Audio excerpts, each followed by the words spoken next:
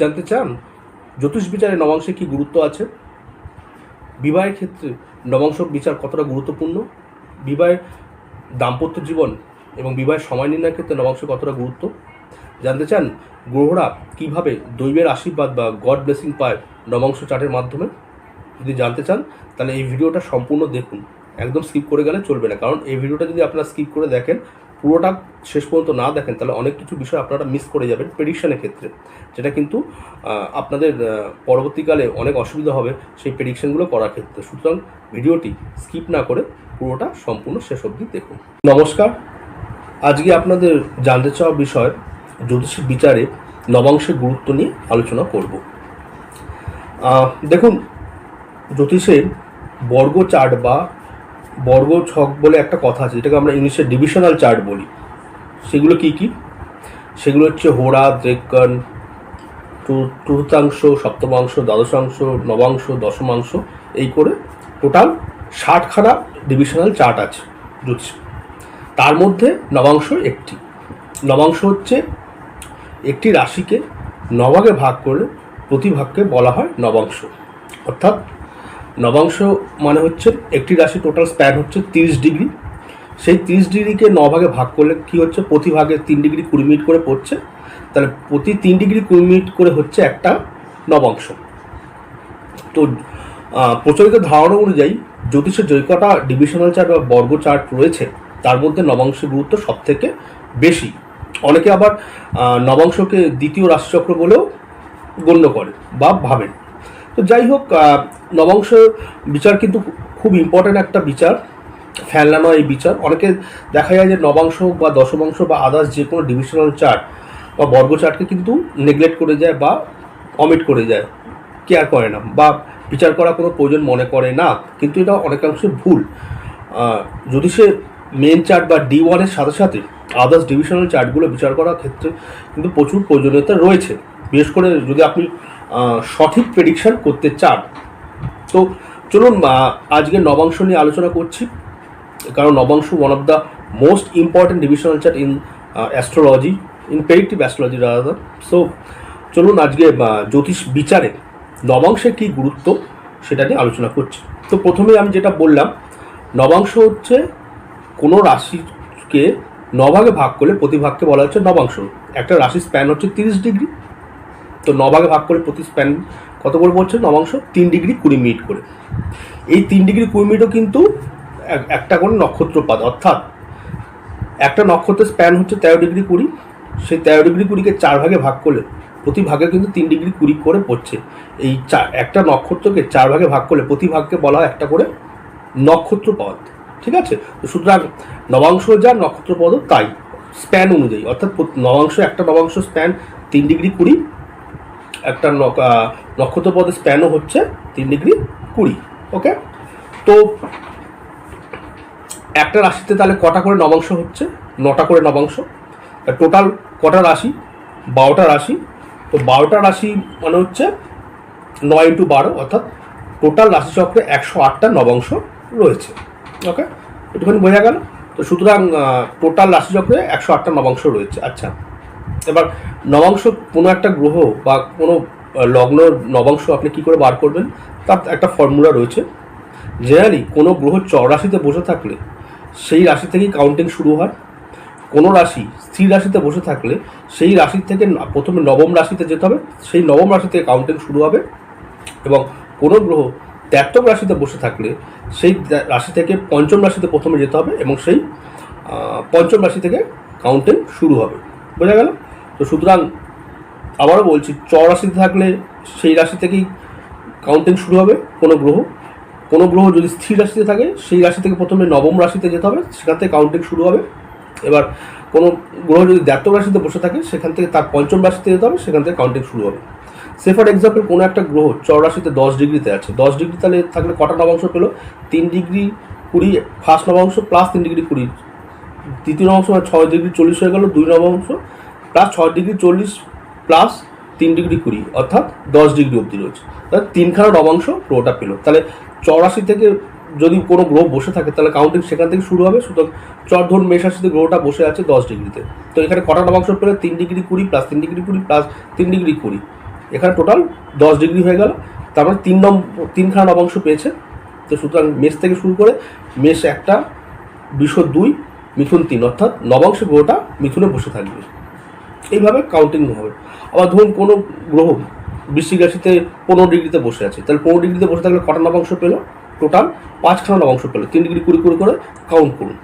ওকে, তো বৃশ্চিক রাশি যেহেতু স্থির রাশি, তো বৃশ্চিক রাশি থেকে প্রথমে 9 নম্বর রাশিতে যেতে হবে।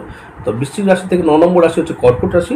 কর্কট রাশি থেকে 5খানা নবাংশ, অর্থাৎ 5খানা রাশি আপনি কাউন্ট করুন। তো কর্কট থেকে 5 নম্বর রাশি হচ্ছে বৃশ্চিক, অর্থাৎ সেক্ষেত্রে গ্রহটির নবাংশ বৃশ্চিকেই বসে থাকবে। ওকে, আবার দ্ব্যর্থ রাশির ক্ষেত্রে ধরুন মিথুনে কোনো একটা গ্রহ রয়েছে 22 ডিগ্রিতে, তো 22 ডিগ্রি হলে কটা নবাংশ পেল? 22 ডিগ্রি হলে হচ্ছে আপনার 5টা, 6টা, 7টা নবাংশ পেল। 22 ডিগ্রি হলে 7টা নবাংশ যদি পায়, তো মিথুন যেহেতু দ্ব্যর্থ রাশি, মিথুন থেকে আগে পঞ্চম রাশি দিতে হবে, তাহলে মিথুন থেকে পঞ্চম রাশি কি? তুলা। তুলা থেকে আপনি 7খানা নবাংশ কাউন্ট করুন, অর্থাৎ 7খানা রাশি কাউন্ট করুন, অর্থাৎ তাহলে হয়ে গেল তুলা থেকে 7 নম্বর রাশি হচ্ছে কি? মেষ। তাহলে গ্রহটা নবাংশে মেষে বসে থাকবে। তো শর্টভাবে আপনি আপনাদের নবাংশ কীভাবে ক্যালকুলেশন করতে হয় সেটা আপনি বুঝিয়ে দিলাম। এবারে নবাংশ বিচারের গুরুত্বটা কী আছে দেখুন।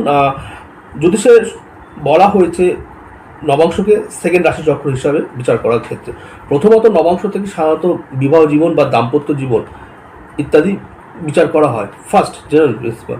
তো সেক্ষেত্রে নবাংশে আপনাকে প্রথমে নবাংশে যে লগ্ন এবং নবাংশের লগ্নের সাপেক্ষে সপ্তম ভাব, এই দুটো ভাব হচ্ছে খুবই গুরুত্বপূর্ণ বিবাহ বা দাম্পত্য বিচারের ক্ষেত্রে। কি? নবাংশের লগ্ন এবং নবাংশের লগ্ন সাপেক্ষে সপ্তম ভাব, এই দুটো হচ্ছে খুব গুরুত্বপূর্ণ বিবাহ বিচারের ক্ষেত্রে। তো এইখানে অবস্থিত গ্রহ বা দৃষ্টিদাতা গ্রহদের থেকে কিন্তু আমরা বুঝতে পারবো যে সেই ব্যক্তি বা জাতকের বিবাহিত জীবন বা দাম্পত্য জীবন কীরকম হবে বা কটা তার বিয়ে হতে পারে। আবারও বলছি, নবাংশ জাতের লগ্ন এবং নবাংশ জাতের লগ্ন সাপেক্ষে সপ্তমভাবে অবস্থিত গ্রহ বা দৃষ্টিদানকারী গ্রহদের থেকে আমরা বুঝতে পারি সেই ব্যক্তি বিবাহিত জীবন কীরকম হবে বা এবং সেই ব্যক্তি কটা বিয়ে করবে বা সেই ব্যক্তি হাজব্যান্ড বা ওয়াইফ দেখতে কীরকম হবে, তাদের ক্যারেক্টার কীরকম হবে ইত্যাদি প্রভৃতি। এবং এর সাথে সাথে টাইমিং অনুযায়ী যদি আপনি সময় নির্ণয় করতে চান, সেক্ষেত্রে অনেক ক্ষেত্রেই দেখা গেছে নবাংশের লগ্ন বা লগ্ন সাপেক্ষে সপ্তমভাবে অবস্থিত গ্রহ বা নবাংশের লগ্নপতি বা সপ্তমপতি গ্রহের দশাতে সময় বিয়ে জেনারেলি হয়। নবাংশের লগ্ন বা লগ্নের সপ্তমে অবস্থিত গ্রহ বা নবাংশের লগ্নপতি বা সপ্তমপতি গ্রহের দশায় অনেক ক্ষেত্রে বিয়ে হয় বলে দেখা গেছে। তো টাইমের ক্ষেত্রেও নবাংশের লগ্নপতি এবং সপ্তমপতি কিন্তু খুব গুরুত্বপূর্ণ ভূমিকা পালন করে। বোঝা গেল?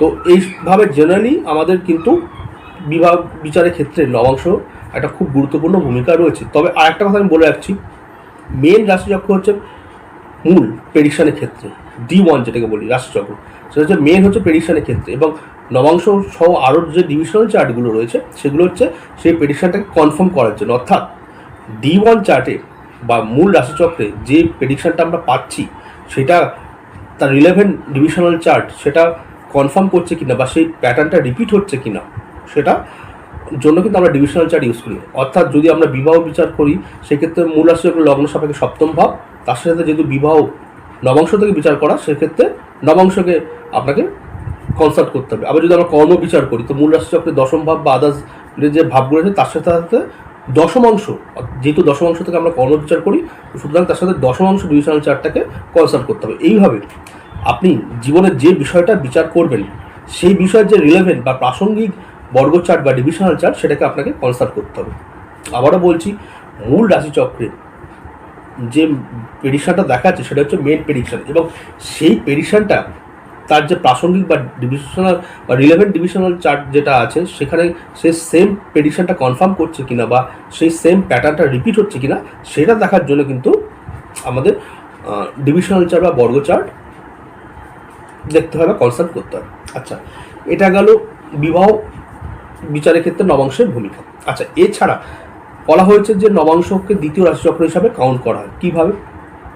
প্রথমত রাশিতুল্য নবাংশ বলে একটা কনসেপ্ট আছে, যেটা হচ্ছে মূল রাশিচক্রের লগ্ন যেটা, আবার বলছি মূল রাশিচক্রের লগ্ন যেটা, সেই লগ্নের রেসপেক্টে নবাংশের গ্রহরা কোথায় বসে আছে আপনাকে দেখতে হবে। মূল রাশিচক্র বা D1-এর লগ্ন যেটা, সেটা ফিক্স থাকবে। সেই লগ্নের রেসপেক্টে নবাংশ চার্টে গ্রহরা কোথায় বসে আছে সেটা দেখতে হবে। যদি মূল রাশিচক্রের লগ্নের সাপেক্ষে নবাংশ চার্টে গ্রহরা শুভভাবে অর্থাৎ কেন্দ্রকোণে বসে থাকে, তাহলে বলা হয় সেই গ্রহগুলো অনেক শুভ ফল দেবে, অর্থাৎ সেখানে দৈবের আশীর্বাদ বা গড ব্লেসিং থাকবে। কারণ নবাংশ হচ্ছে 9th হারমোনিক ডিভিশনাল চার্ট। তো সুতরাং 9th হাউস থেকে আমরা জানি ভাগ্য বা দৈব আশীর্বাদ বা ভগবানের আশীর্বাদ।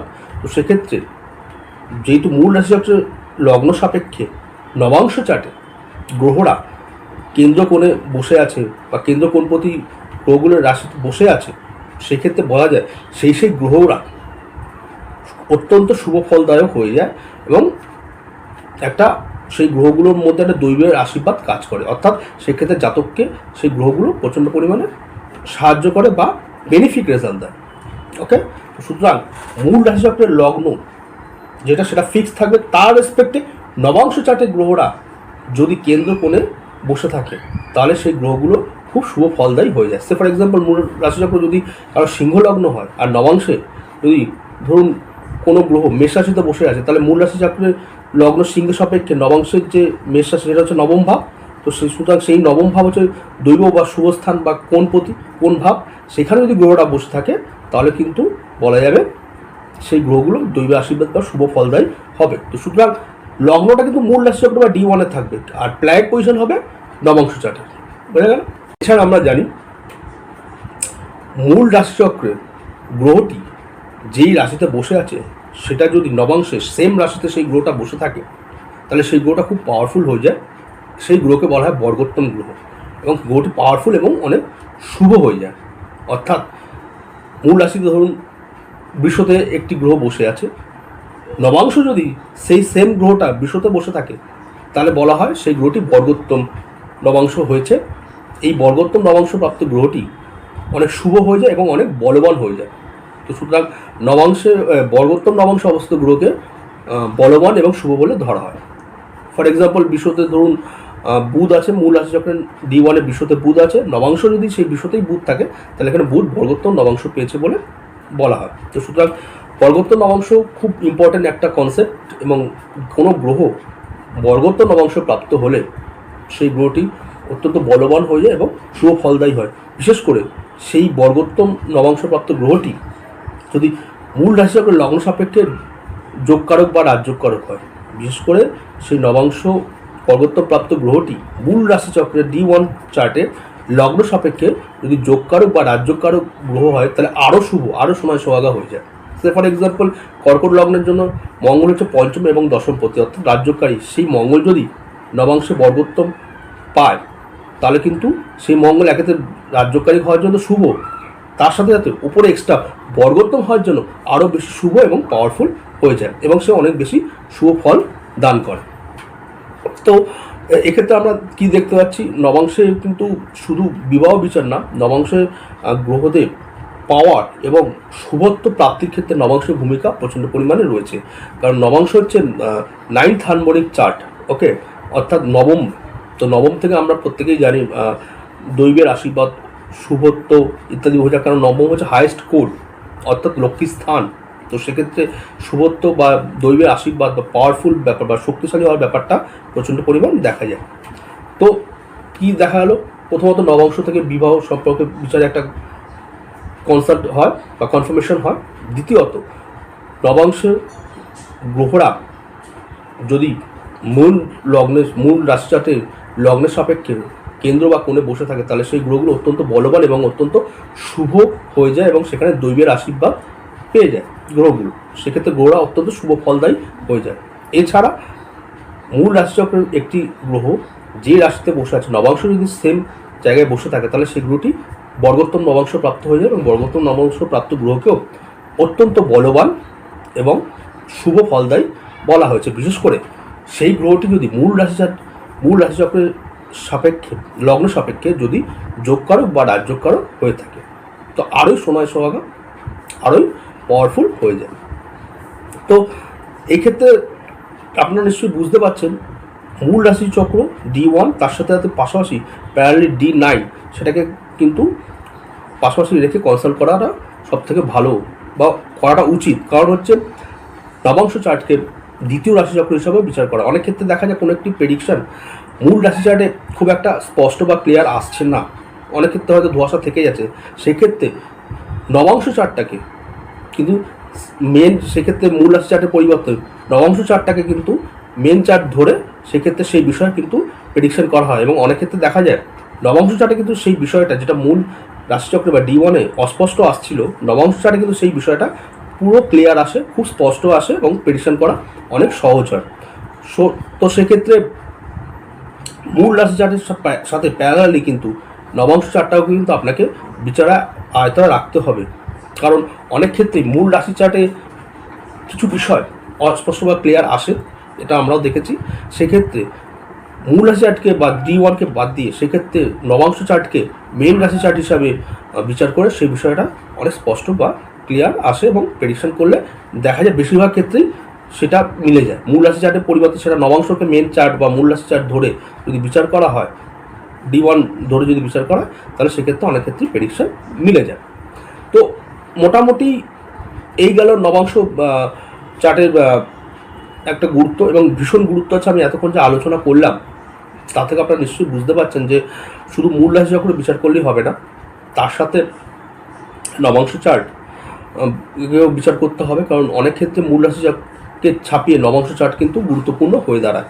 তবে আমার মতে মূল রাশিচক্র D1 তার সাথে নবাংশ চার্ট অর্থাৎ D9-কে পাশাপাশি প্যারালি বিচার করলে কিন্তু প্রেডিকশনটা অনেক ক্ষেত্রেই মেলে। তো সুতরাং সেক্ষেত্রে D9-এর কিন্তু অনেক গুরুত্ব রয়েছে। তবে আর একটা যেটা বিষয় হচ্ছে, অনেকে বলেন যে প্রথম ইয়ং এজে বা সার্টেন এজ অব্দি মূল রাশি চার্ট কাজ করে, তারপরে একটু ওল্ডার এজে গিয়ে মূল রাশি চার্টটাই কিন্তু নবাংশ ট্রান্সফার হয়ে যায়, অর্থাৎ সেক্ষেত্রে ওল্ডার এজের নবাংশটাই মেন চার্টের মতো কাজ করে।